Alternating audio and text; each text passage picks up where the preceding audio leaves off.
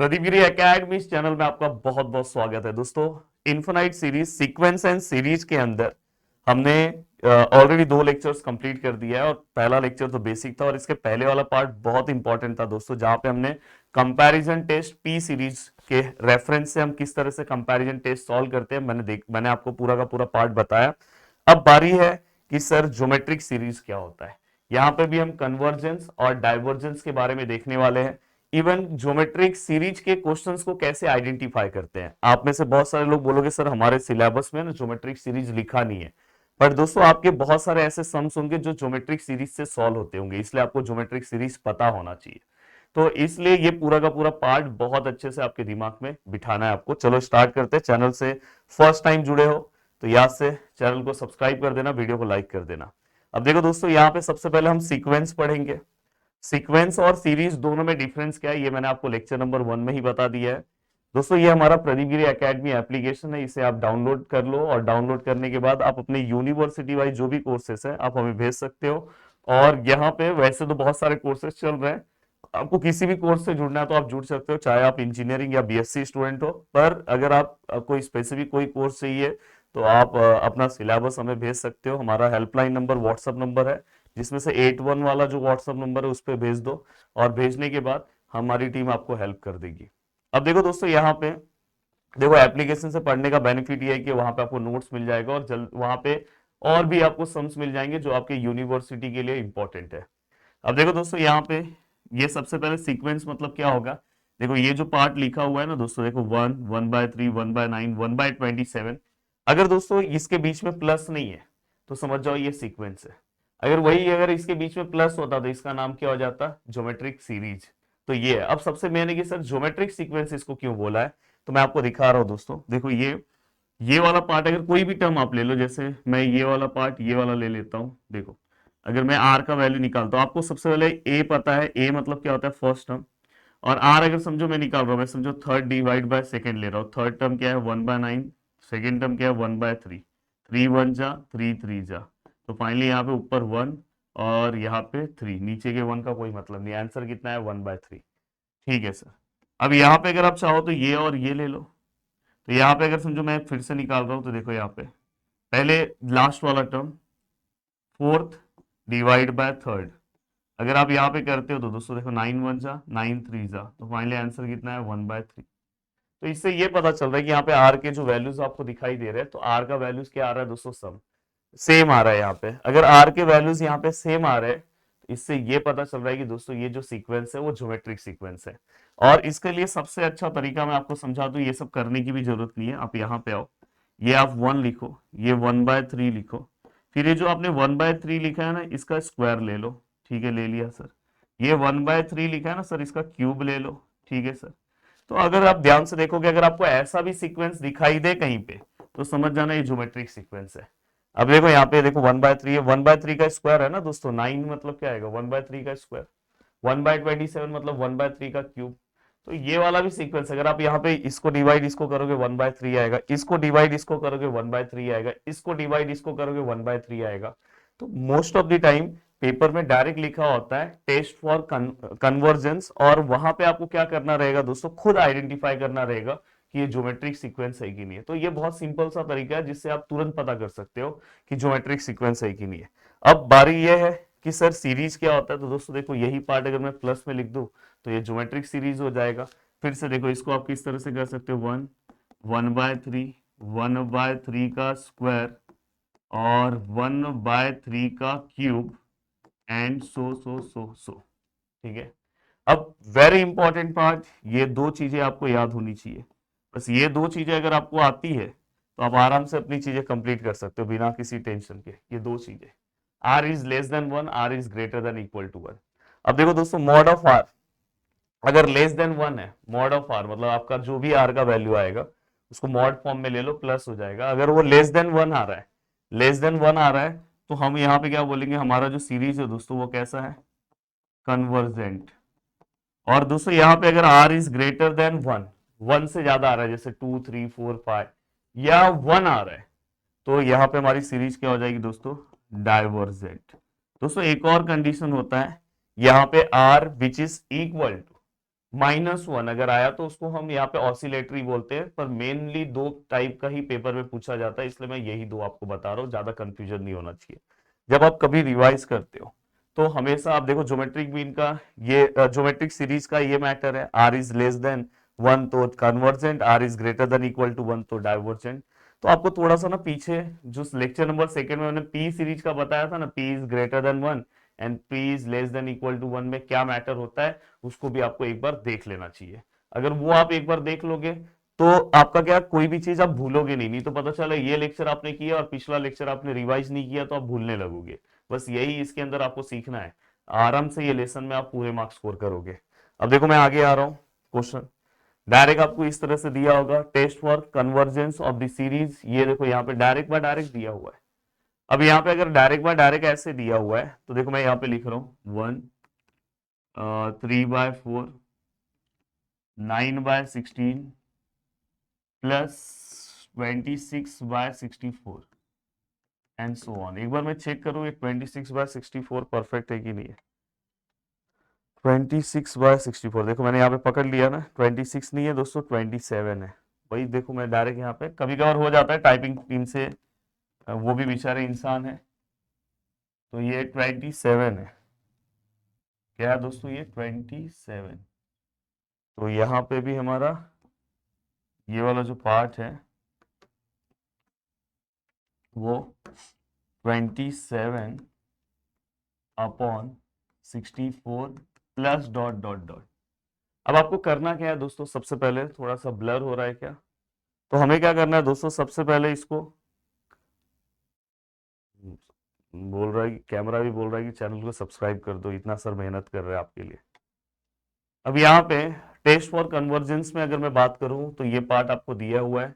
अब आपको आर का वैल्यू निकालना, पर उससे अच्छा कि आप पहले ये चेक कर लो, जैसे अगर मैं यहाँ पे लिखूं, देखो दोस्तों ये 1 है, ये 3/4 है, ये अगर आप देखोगे तो यहाँ पे जो टर्म है उसका स्क्वायर होगा, स्क्वायर है, आपको तुरंत क्लिक हो जाएगा। ये देखो यहाँ पे जो टर्म है उसका क्यूब है। तो यहाँ पे अगर आप कोई भी वैल्यूज निकालोगे आर का, और आर का वैल्यूज मतलब ये जो ब्रैकेट के अंदर जो पार्ट दिखाई दे रहा है यही होता है, तो ये आपको समझ में आएगी ये कौन सी सीरीज है दोस्तों, ज्योमेट्रिक सीरीज। तो आप यहाँ पे बोल सकते हो कि ये जो सीरीज है ज्योमेट्रिक सीरीज, और अगर ये ज्योमेट्रिक सीरीज है, ये पूरा का पूरा पार्ट ज्योमेट्रिक सीरीज है, तो यहाँ पे अगर मैं ए की वैल्यू की बात करूँ तो ए का वैल्यू क्या है 1, आर के वैल्यू की बात करूँ तो आर का वैल्यू क्या है दोस्तों 3/4। चाहिए तो आप देख लो 3/4 डिवाइड बाय 1 आपको यही मिलेगा 3/4। आपको ए मिल गया दोस्तों, आपको 3/4 मिल गया, बस आपको क्या करना है डिसाइड करना है, इतना सिंपल सा पार्ट है। आपको देखना है दोस्तों, देखो mod of r, mod of r क्या होगा दोस्तों 3/4। अब देखो मैं हमेशा बोलता हूँ कि अगर आपके पास सपोज कैलसी नहीं है तो भी आप पता कर सकते हो, अगर नीचे ग्रेटर नंबर आया तो अगर आप डिवाइड जब करने जाओगे तो 0 पॉइंट समथिंग आंसर आएगा। तो इससे ये पता चल रहा है कि जो हमारा आर का जो वैल्यू है दोस्तों वो क्या आएगा, लेस देन 1। देखो तो इससे हमें ये पता चला कि mod of r less than 1 है।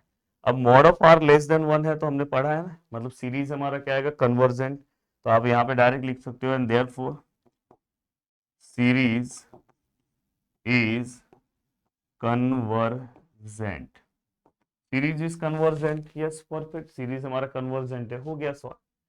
अब ये होने के बाद अब आगे की ओर आते हैं। अब देखो थोड़ा सा ये बहुत सारे यूनिवर्सिटी में ये सम सेम टू सेम पूछा गया है, इसलिए मैं ऐसा डेंजर वाला सम ले रहा हूँ, test for convergence of the series, और यहाँ पे लिखा है। अब देखो दोस्तों यहाँ पे summation of n equal to 1 to infinity, और यहाँ पे क्या लिखा है दोस्तों 4n प्लस 5n और 6n।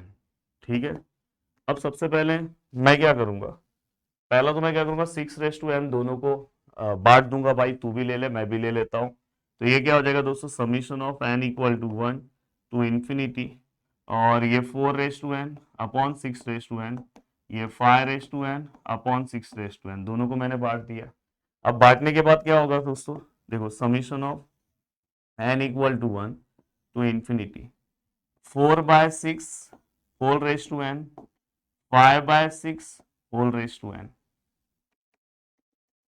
अब यहां पे ठीक है सर ये भी हमने लिखा। अब उसके बाद दोस्तों summation of n equal to 1 to infinity 4/6। 4/6 को अपन डिवाइड कर सकते हैं ना दोस्तों, देखो 4/6 को डिवाइड 2 से कर सकते हैं, 2/3 आएगा। तो अपन यहाँ पे 2/3 लिख देते हैं ना, 2/3 रेस टू n प्लस 5/6 को तो डिवाइड नहीं कर सकते, रेस टू n। अब देखो दोस्तों यहाँ पे अब मैं क्या कर रहा हूँ पता है, दोनों को अलग अलग समीशन दे दे रहा हूँ। देखो ऐसे summation of n equal to 1 to infinity 2/3 raise to n summation of n equal to 1 to infinity 5/6 raise to n। दोनों को हमने यहाँ पे प्रोवाइड कर दिया। अब बस आपको ये चेक करना है कि ये कन्वर्जेंट है। अगर ये कन्वर्जेंट है, ये भी कन्वर्जेंट है, तो हमारा जो सीरीज है वो कन्वर्जेंट हो जाएगा। अब आप चेक कैसे करोगे, तो देखो मैं एक एक को ले रहा हूँ। जैसे अगर समझो मैं नेक्स्ट पेज पे आ रहा हूँ, चाहिए तो आपको स्क्रीनशॉट लेना तो ले लो। मैं नेक्स्ट पेज पे आ रहा हूँ, देखो ये। अब यहाँ पे अगर मैं बात करूँ, प्लीज ध्यान से। अब यहाँ पे सपोज मैं पहला वाला पार्ट ले रहा हूँ 2/3 n। अगर मैं इसको कंसिडर करूँ, अगर किसी को समझ में नहीं आ रहा है कि सर इसका मतलब क्या होता है, तो मैं आपको समझा रहा हूँ। आपकी बुक में ऐसा मिलेगा नहीं दोस्तों। देखो यहाँ पे अगर मैं 1 पुट करूंगा तो ये 2/3 आएगा। अगर सपोज दोस्तों मैं यहाँ पे मैंने 1 पुट किया, अगर समझो मैं यहाँ पे 2 पुट कर रहा हूँ, तो ये क्या आएगा दोस्तों, 2/3 का 2 आएगा। और अगर समझो दोस्तों मैंने यहाँ पे क्या रखा, 2/3 3 आएगा, and so on up to infinity है ना दोस्तों, ऐसे ही चलता रहेगा। अब देखो यहाँ पे मैंने आपको बोला अगर आप इस टर्म को इस टर्म से डिवाइड करोगे, इसका आर का वैल्यू 2/3 आएगा। और मैंने बोला कि जिस तरह से ये रिपीट हो रहा है, तो जो ब्रैकेट में जो वैल्यूज आता है वही आपका आर का वैल्यू। तो आर का वैल्यू कितना है दोस्तों, 2/3। और यहाँ पे अगर ये आर का वैल्यू 2/3 है, तो यहाँ पे आप बोल सकते हो मोड ऑफ आर जो है दोस्तों, वो less than mod of r का वैल्यू कितना आएगा दोस्तों, 2/3 ही आएगा। तो मोड ऑफ आर जो है दोस्तों, देखो नीचे ग्रेटर वैल्यू मतलब लेस देन 1। और इससे ये पता चला कि जो हमारा summation of n equal to 1 to infinity 2/3 raise to n है, इज कन्वर्जेंट की डाइवर्जेंट, कन्वर्जेंट, क्योंकि लेस देन 1 है ना, वही अगर ग्रेटर देन 1 आता तो डाइवर्जेंट हो जाता। अब सेम टू सेम एक तो अपने को पता चल गया कि भाई ये कन्वर्जेंट है, ठीक है। अब अपने को ये चेक करना है। अब देखो दोस्तों ये summation of n equal to 1 to infinity 5/6 raise to n, बहुत सिंपल टॉपिक, अलग से कुछ करने की जरूरत नहीं है। अब यहाँ पे अगर हम देखें, तो यहाँ पे आप करोगे क्या दोस्तों, देखो 5/6 है, यहाँ पे अगर आप 1 रखते हो तो 5/6 वही सीरीज पूरा का पूरा फ्रेम हो रहा है। अब डायरेक्ट यहाँ पे लिख सकते हो कि आर का जो वैल्यू आ रहा है वो कितना आ रहा है दोस्तों, 5/6। और मॉड ऑफ आर का वैल्यू कितना है दोस्तों, 5/6। तो मॉड ऑफ आर जो है दोस्तों लेस देन 1। और अगर ये है तो इससे हम बोल सकते हैं summation of n equal to 1 to infinity 5/6 raise to n। ये इसका आंसर कितना आएगा दोस्तों, सॉरी इसका आंसर मतलब ये क्या आएगा दोस्तों, कन्वर्जेंट की डाइवर्जेंट, इज कन्वर्जेंट। अब ये कन्वर्जेंट हो गया, ये भी कन्वर्जेंट है। अगर दोनों का दोनों पार्ट कन्वर्जेंट है, तो हम क्या कर सकते हैं दोस्तों, आप फाइनली यहाँ पे ऐसा लिख सकते हो, summation of n equal to 1 to infinity, और यहाँ पे कुछ था ना, summation of n equal to 1 to infinity, और यहाँ पे 2/3 रेस टू n है, और यहाँ पे क्या है दोस्तों 5/6 raise to n, 5/6 raise to n, इस तरह से। तो आप डायरेक्ट क्या बोल सकते हो, ये क्या है, कन्वर्जेंट है कि डाइवर्जेंट, इज कन्वर्जेंट सीरीज।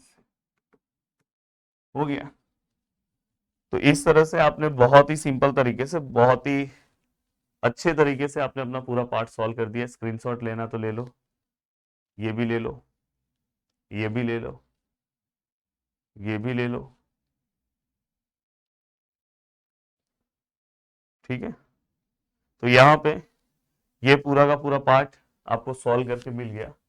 अब वीडियो को देखने के लिए दिल से thanks, thank you so much दोस्तों। मिलते हैं नेक्स्ट वीडियो में, बाय बाय, टेक केयर, जय हिंद दोस्तों।